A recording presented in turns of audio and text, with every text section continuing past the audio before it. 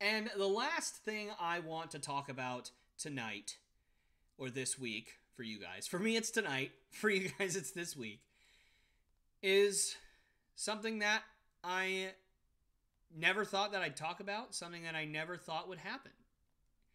And that is the fact that LeBron James has become the NBA's leading scorer in history.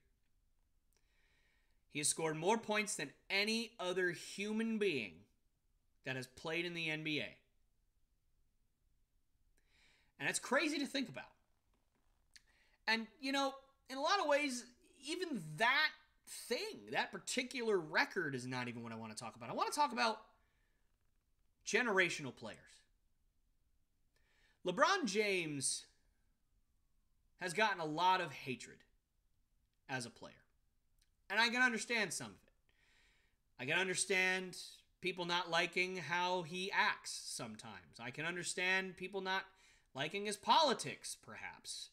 I can understand people not liking the way he plays. I can understand people not liking the way he tries to make himself look better than he should, maybe, sometimes. And I can understand people maybe not liking the fact that he has been one of the best players in the NBA for the better part of 2 decades.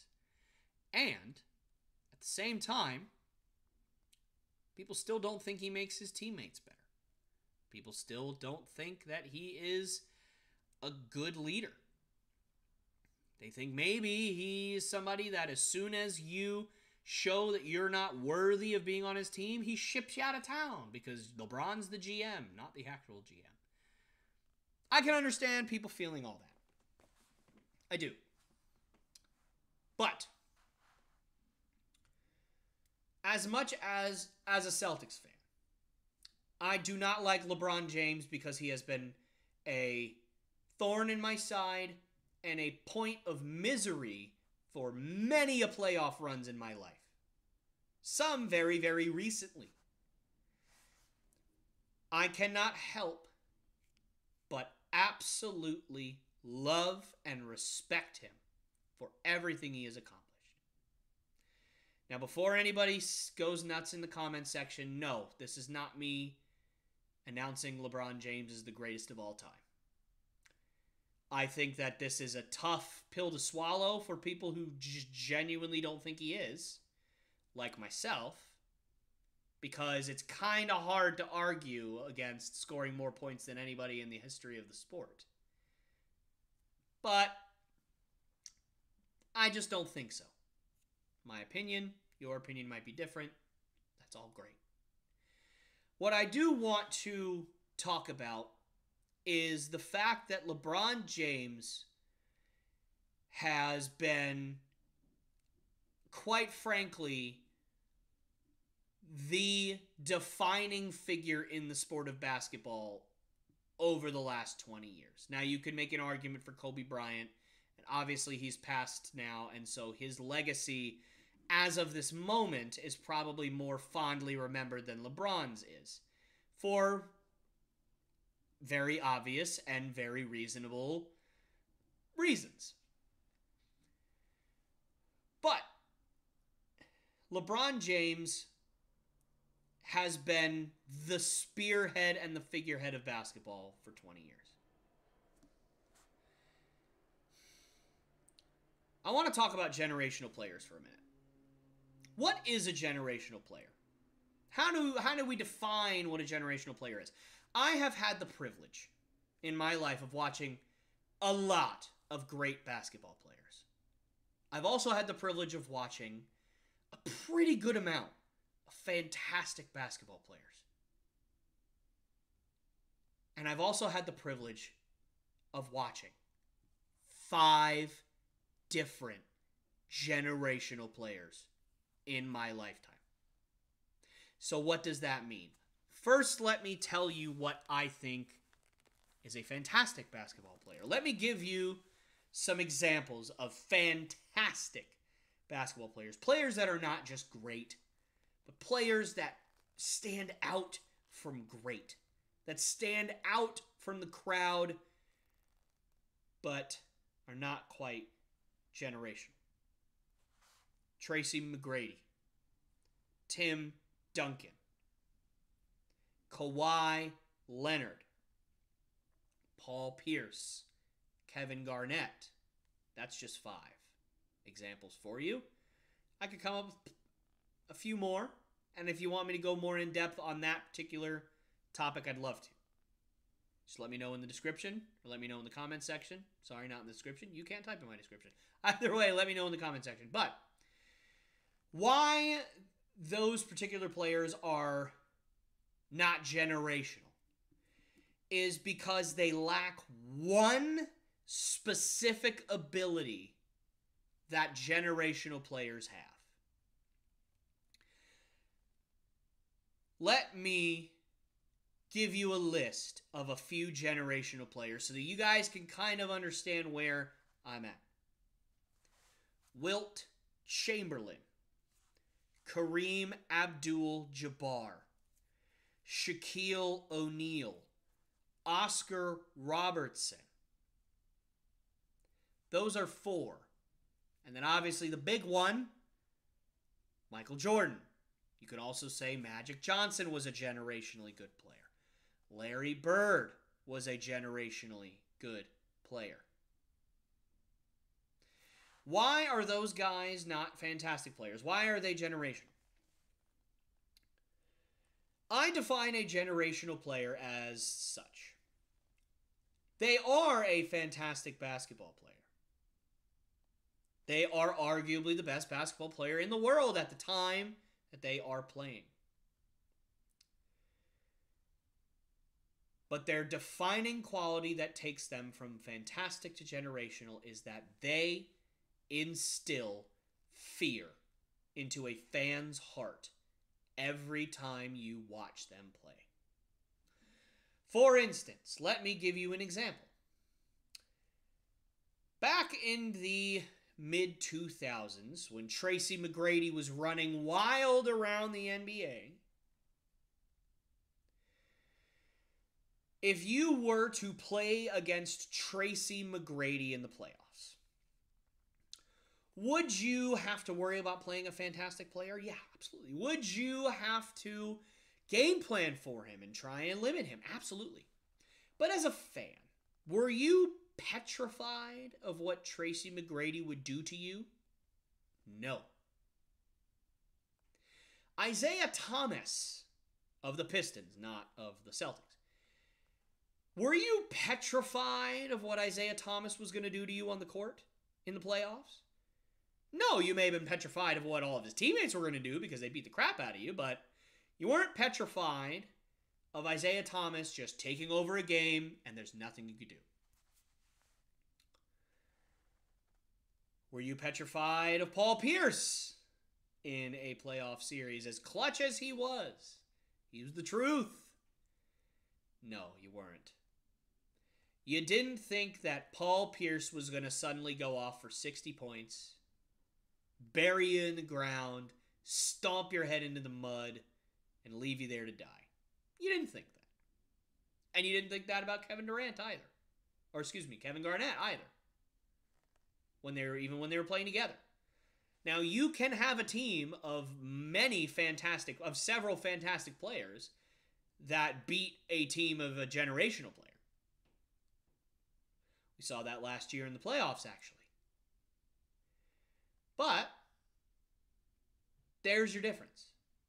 If every time you turn on the television and you are seeing a certain player playing in the playoffs, that's a lot of the word play right in a row. I didn't like that at all.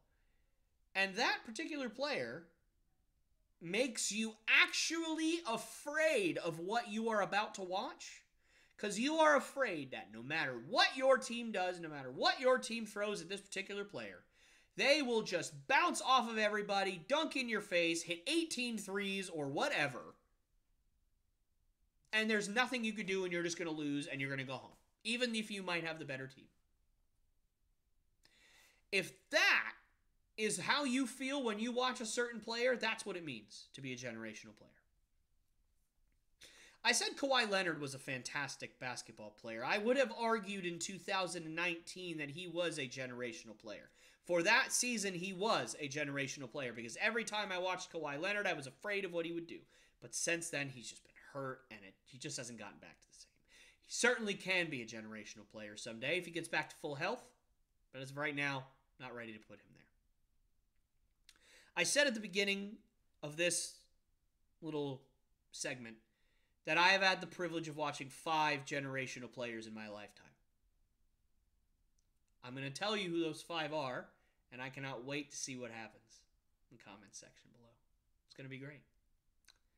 No particular order. I'm not ranking them as best or worst or first to last or whatever. I'm just going to say them.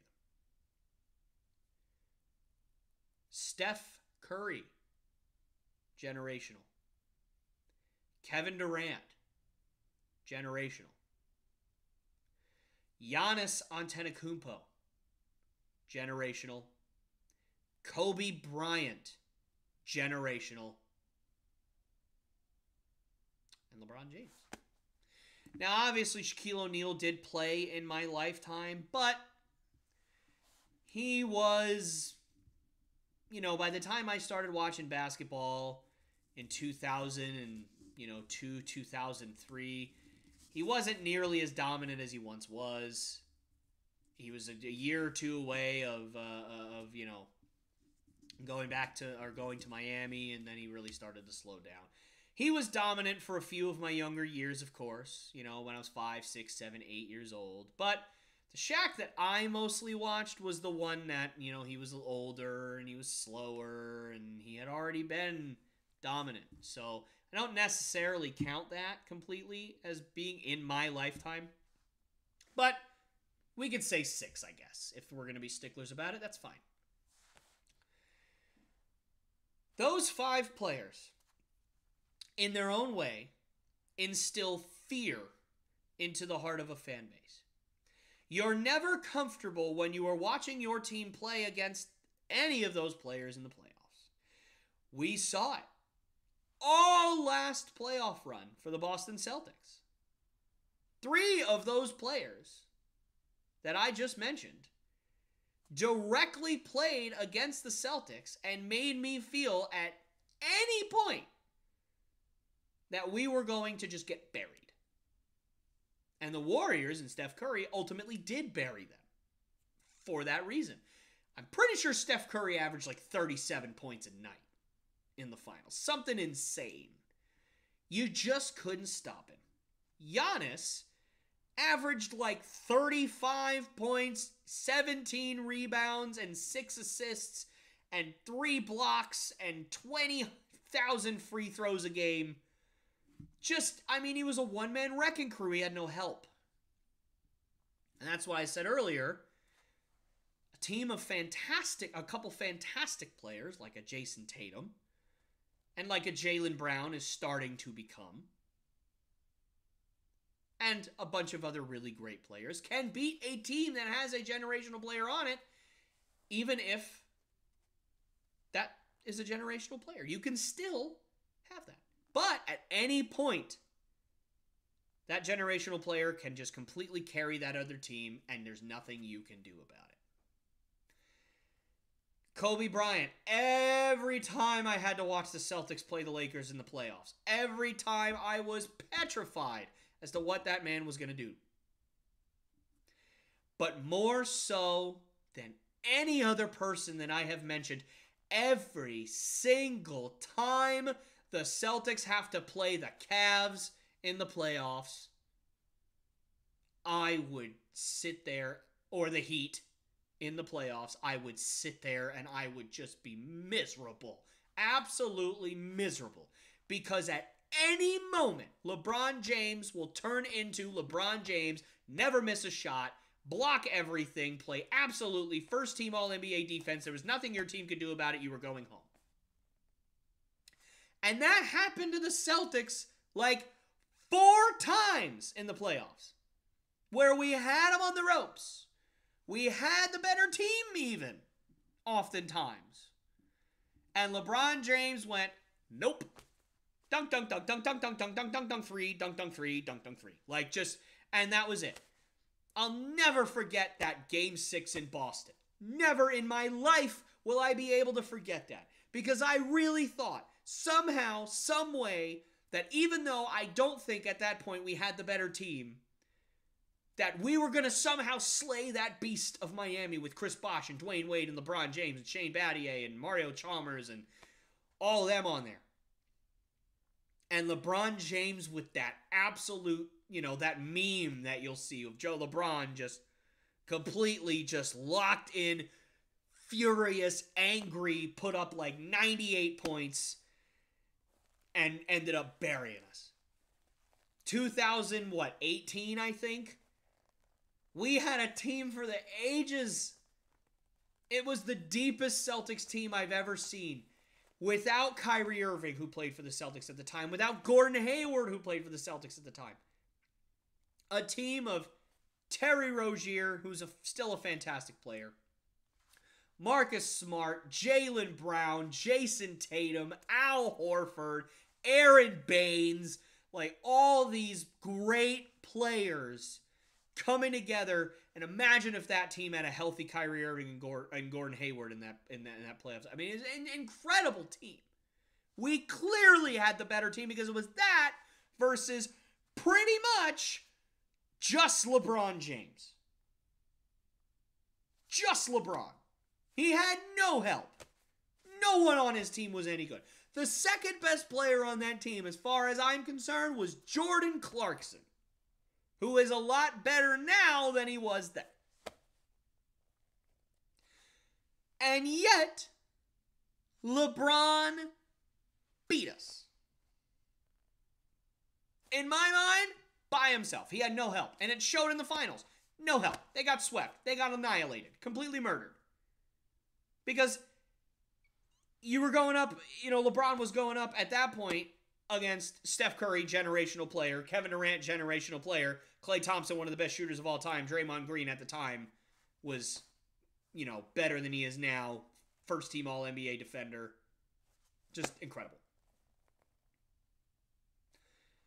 LeBron James had instilled, and quite frankly it's still in there, a fear in me that I will never be able to shake. LeBron James has made me question whether I am good at anything. Because there's no reason why a man should be that good at something to where there's no one on planet Earth that has been able to fully stop him for 20 years on the basketball court. As he gets older, injuries start to mount. He starts to slow down. But guys, he's 38 years old and he is still averaging 30 points, 8 assists, 7 rebounds. I mean, this is unprecedented. I'm pretty sure, I don't remember who it was, somebody, maybe it was Jamal Crawford, I think it was Jamal Crawford, had like 2 30-point games since turning 38. And he had the most 30-point games since turning 38 in NBA history. He had 2. LeBron James accomplished that feat in 2 games. He tied the record in 2 games. And obviously he shattered the record. Now, LeBron is going to be, no one else in the history of the games ever had more than 2 30-point games once they've reached 38 years old. And LeBron's going to have like 75 or 100 by the time he's done, probably. Maybe even more. It's incredible. So for those of you who completely hate LeBron James, who just think that he's the worst thing to ever happen to basketball, really sit down and think about it. Really? Is he the worst thing that's ever happened to basketball? Look, I'm not the biggest LeBron James fan either. As I've said, he's given me a lot of misery in my life. I don't particularly like the way he acts. I don't particularly care for his politics. I don't particularly care for the fact that sometimes he just lies on camera about stuff. Like, I just don't like that. But that doesn't mean that he's not incredible. And that doesn't mean that I don't have the utmost respect for him as a basketball player. Because I do. Think about this. People thought that Kareem Abdul-Jabbar's record was unbreakable. LeBron just beat it. That in and of itself is impressive. But LeBron isn't just beating an unbreakable record. He's going to shatter it. If LeBron James plays for 3 more years, and in those 3 years he averages 20 points a game, between the 3. Say he continues and he averages 30 points this game, or this year. He averages 20 points a game next year as he's getting older, and then he averages 10 points in his last year, and Bronny comes to the NBA, and LeBron doesn't play very much, and then he retires. Let's just say. I think he's going to play longer than that, but let's just say. 20 points a night. Let's say he takes, 12 games off a year. So he's playing 70 games. So he plays 210 games. And he averages 20 points per game.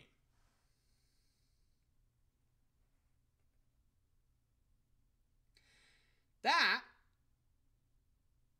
is another